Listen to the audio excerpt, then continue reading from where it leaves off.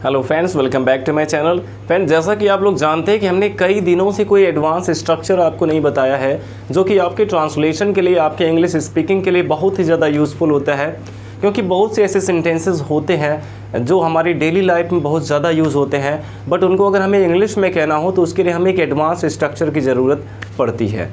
तो फ्रेंड्स, ऐसे ही हम आज आपके लिए एक एडवांस स्ट्रक्चर लेकर आए हैं जो कि जब भी हमें इन तरह की बातें कहनी होती हैं कि तुम चाह कर भी मुझे नहीं भूल सकते हो, मैं चाह कर भी तुम्हारी मदद नहीं कर सकता हूँ, अर्थात कोई व्यक्ति चाह कर भी कोई काम नहीं कर सकता है। अगर इस प्रकार का सेंटेंस होता है तो फ्रेंड्स, सबसे पहले इसमें हमें यहाँ पे सब्जेक्ट लिखना होगा।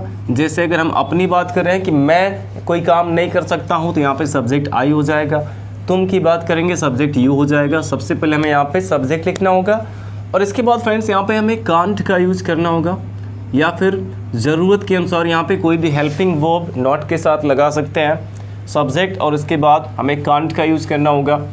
और फिर यहाँ पे V1 आएगा क्योंकि कांट के साथ तो V1 का यूज़ करते हैं, कैन के साथ वर्ब की फर्स्ट फॉर्म का यूज़ करते हैं, तो V1 आएगा। और फिर अगर कोई ऑब्जेक्ट है तो ऑब्जेक्ट भी लिखेंगे।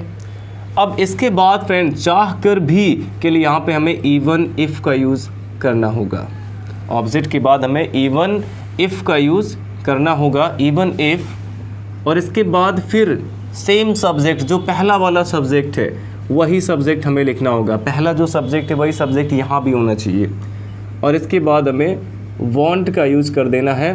और अगर ये सब्जेक्ट हमारा थर्ड पर्सन सिंगुलर है तो यहाँ पे वांट के स्थान पे वांट्स हो जाएगा, अर्थात ये वांट्स हो जाएगा सिंगुलर फॉर्म में। तो फ्रेंड्स, हमें ध्यान रखना है, सबसे पहले हमें सब्जेक्ट लिखना होगा और उसके बाद कांट का यूज़ करना है, फिर V1 और फिर ऑब्जेक्ट आएगा। अब चाह कर भी के लिए हमें इवन इफ़ का यूज़ करना होगा, जो कि आपको पता है कि इवन इफ़ का यूज़ हम किस लिए करते हैं, चाहे भले ही के लिए इवन इफ़ का यूज़ किया जाता है।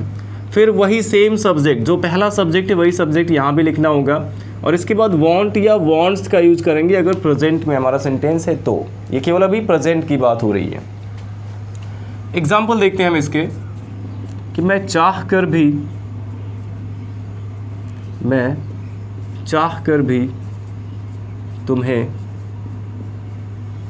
भूल नहीं सकता हूँ, तुम्हें भूल नहीं सकता हूँ। ये सेंटेंस हमारा है कि मैं चाह कर भी तुम्हें भूल नहीं सकता हूँ। तो सबसे पहले यहाँ पे सब्जेक्ट आना चाहिए। कौन नहीं भूल सकता? मैं। सब्जेक्ट हमारा है आई। और इसके बाद हमें कांट का यूज़ करना है क्योंकि सकता हूँ लास्ट में आया, तो आई कांट। और इसके बाद V1 आना चाहिए, वर्ब इसमें है भूलना, तो भूलना की अंग्रेजी फॉरगेट होती है, तो आई कांट फॉरगेट यू, मैं तुम्हें भूल नहीं सकता हूँ। ऑब्जेक्ट यहाँ पे हो गया you, I can't forget you, मैं तुम्हें भूल नहीं सकता हूँ। और इसके बाद हमें इवन इफ़ का यूज़ करना होगा, इवन इफ़। और फिर सेम सब्जेक्ट आई है तो यहाँ भी आई हो जाएगा।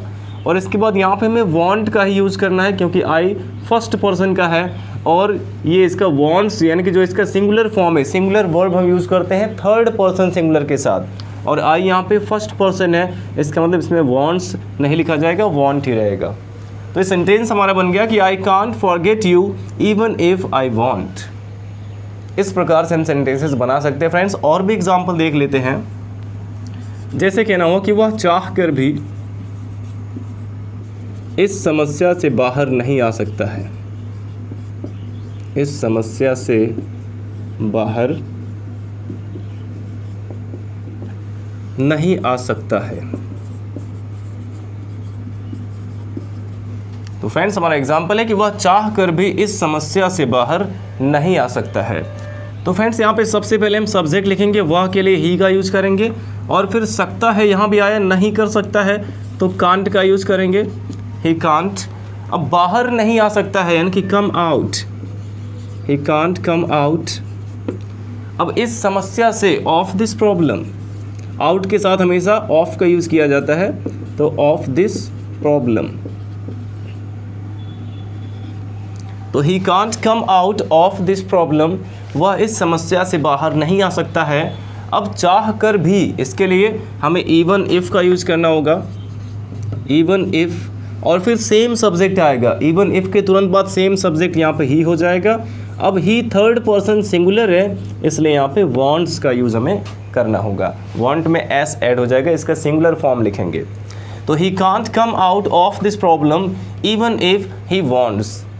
फ्रेंड्स, अब हम देख लेते हैं कि जब ये सेंटेंस हमारा पास्ट में होगा तो हमें क्या करना है। जहाँ पे हम कैन नॉट का यूज़ कर रहे हैं वहाँ पे कुड नॉट का यूज़ कर देंगे, और जहाँ पे वांट या वांट्स लग रहा है वहाँ पे वांटेड यानी कि वर्ब की सेकंड फॉर्म का यूज़ करेंगे। यहाँ पे वांटेड हो जाएगा और यहाँ पे कैन नॉट की जगह पे कुड नॉट हो जाएगा। इसके भी एग्जाम्पल देख लेते हैं। तो फ्रेंड्स, हमारा एग्जाम्पल है कि वह चाह कर भी डांस कंपटीशन में भाग नहीं ले सकी।